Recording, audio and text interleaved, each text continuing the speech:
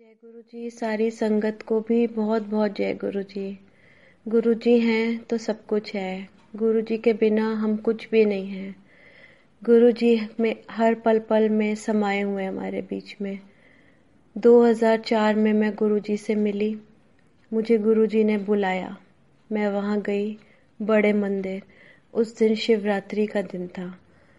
शिवरात्रि के दिन पे जब हम पहुँचे, उस समय संगत बहुत कम होती थी। बस बड़े मंदिर में उतनी ही संगत बैठी थी जितनी पूरी आ सकती है। 1000-1500 के करीब बंदे बैठे होंगे वहाँ पर। मैं लाइन में गुरु जी को, सब लोग उनको माथा टेक रहे थे। मैं भी उसी लाइन में खड़ी थी। काफ़ी दूर थी तो मुझे गुरु जी ने बोला, आजा ब्यूटी पार्लर वाली आंटी। मैं देख के हैरान हो गई कि इनको कैसे पता मैं ब्यूटी पार्लर का काम करती हूँ। खैर, डरते डरते सहमी हुई उनके पास पहुंची और पर्स में से कुछ निकालने लगी। कुछ क्या निकाल रही थी, वो मैं अपनी माँ की फोटो निकाल रही थी, क्योंकि गुरुजी का आदेश था कि माँ को भी साथ लेके आना। लेकिन मैं माँ को साथ लेके नहीं जा पा सकी क्योंकि उनकी तबीयत बहुत खराब थी। मैं जब फोटो निकाल रही थी तो गुरुजी ने कहा, मत निकाल फोटो, मैंने माँ को ब्लेस कर देता है। मैं गुरुजी को देखती रह गई। इतने सुंदर गुरुजी, कभी सोचा भी नहीं था कि गुरुजी भी ऐसे होते हैं। मन में छवि एक ऐसी बैठी हुई थी कि गुरुजी कोई चोले में होंगे, भगवे चोले में, लेकिन वो उस दिन काले चोले में, इतने सुंदर, ऊपर रूबीज, एमरल्ड और तरह तरह के क्या क्या लगा हुआ।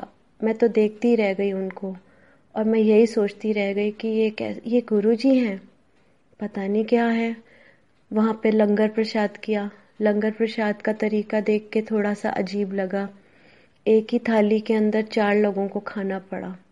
जो सामने बैठ गया उसके साथ शेयर करना पड़ा। हम 4 लोग थे। हम 2 एक तरफ थे एक थाली में, और 2 एक दूसरी थाली के अंदर गए। खैर, लंगर करने के बाद घर आए। पूरे रास्ते में यही सोचती आई, बस गुरु जी के बारे में ही सोचती आई। मुझे कुछ समझ नहीं आ रहा था, और एक अजीब सी फ्रेग्रेंस कार में थी। समझ नहीं आ रही थी ये फ्रेग्रेंस कैसी है। मैं तो कोई फूल नहीं लाई थी अपने साथ, कुछ नहीं लाई थी, लेकिन कुछ फ्रेग्रेंस थी। घर पहुंची, सोने लगी। रात के 2 बज गए सोचते सोचते। नींद नहीं आ रही थी। 3 बजे के आसपास मेरे पास उस टाइम लैब्राडोर था, डॉग था। वो मुझे बार बार उठाए। मैं उसको बोलूं, हट, मुझे सोने दे। 4 बजे उसने उधम मचा दिया और बोले, मेरे को बाहर ले चलो। मैंने दरवाज़ा खोला। बाहर ड्राइववे में जब मैं बाहर निकली तो उस टाइम मेरे पास मारुति 800 कार थी। वो डॉग जो था मेरा, वो डमडम उसका नाम, वो खिड़की के ऊपर अपने पंजों से ऐसे ऐसे करने लगा। तो मैंने पीछे देखा तो कार के अंदर गुरुजी बैठे हुए। मैं देख के डर गई और हैरान हुई कि गेट पे तो मैंने ताला लगाया हुआ है, तो गुरुजी अंदर कैसे आ गए। उस टाइम मुझे समझ नहीं आया।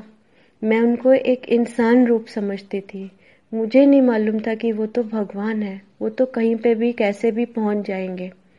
मैंने एकदम अचानक उनसे ये बोला, गुरुजी आप अंदर कैसे आए। ये नहीं बोला कि थैंक यू गुरुजी, आप मेरे घर पे आए हो।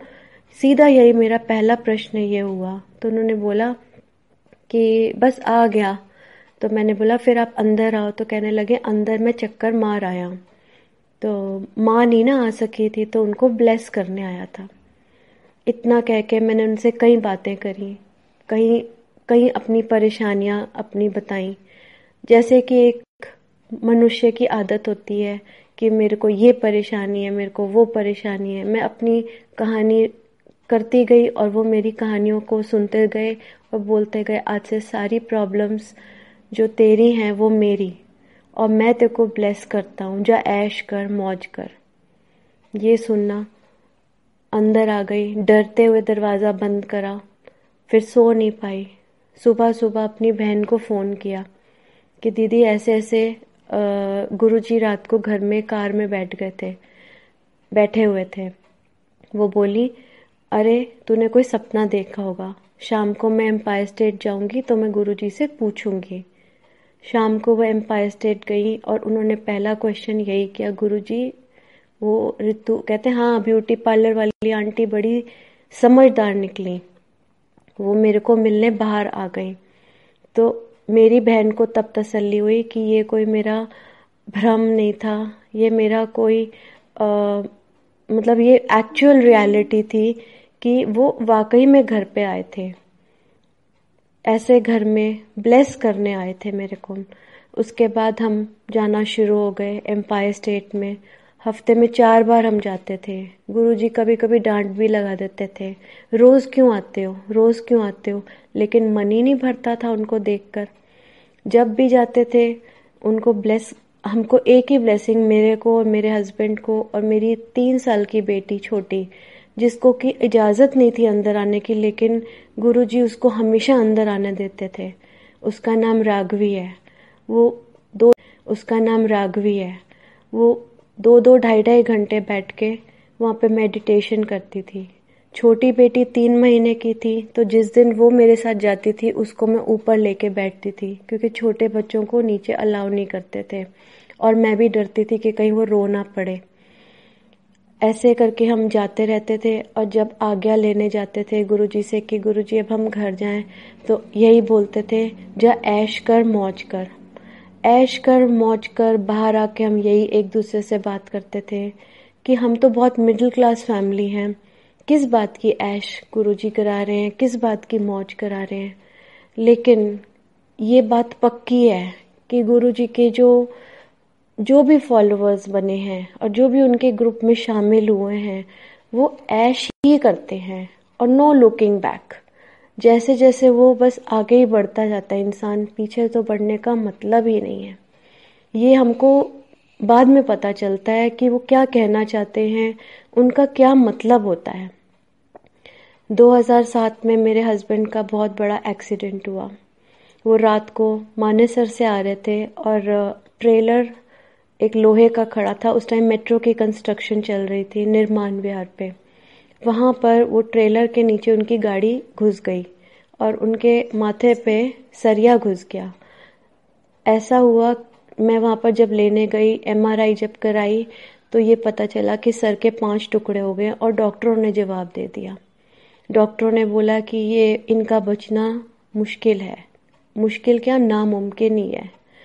बहुत परेशान हुई, क्या करूं, मेरा एक 3 साल का बच्चा और एक 6 महीने की बच्ची, क्या करूंगी, कैसे जिंदगी काटूंगी।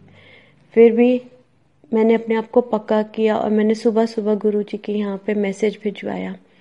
गुरुजी ने बोला कि ब्यूटी पार्लर वाली आंटी को बोलो कि मैंने उसके हस्बैंड को, उसके उस टाइम अंकल को बोलते थे, अंकल और आंटी चलता है इस ग्रुप में, कोई हस्बैंड कोई वाइफ नहीं है। उन्होंने बोला मैंने अंकल को न्यू लाइफ दे देती है। मेरी बहन मुझसे पूछने लगी कि जो डॉक्टर है वो गोरा है कि काला है। तो मैंने कहा गोरा है। मैं कहा लेकिन ये क्यों पूछ रहे हो, आपको गोरे और काले की पड़ी है या मेरी जान बनी पड़ी है। तो वो बोली नहीं, गुरुजी ने भेजा है। वो बोलने लगे डॉक्टर गोरा है, उससे सर्जरी करा लो।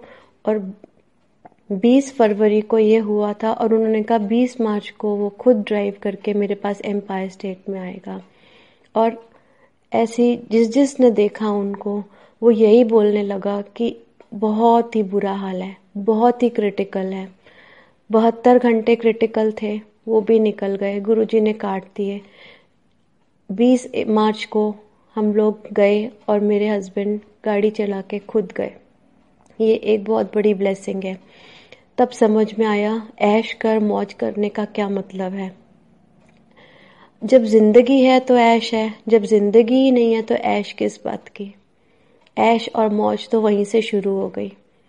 अब जो दुख भगवान ने हमें दिए हैं वो तो हमें काटने ही हैं।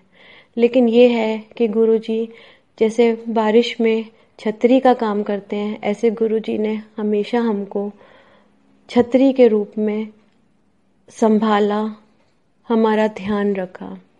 मेरे बच्चों को भी ब्लेस किया, मेरी माँ को भी ब्लेस किया। और ऐसे ही गाड़ी चलती गई। कहीं और भी लोग हैं मैं जिनको जानती हूँ।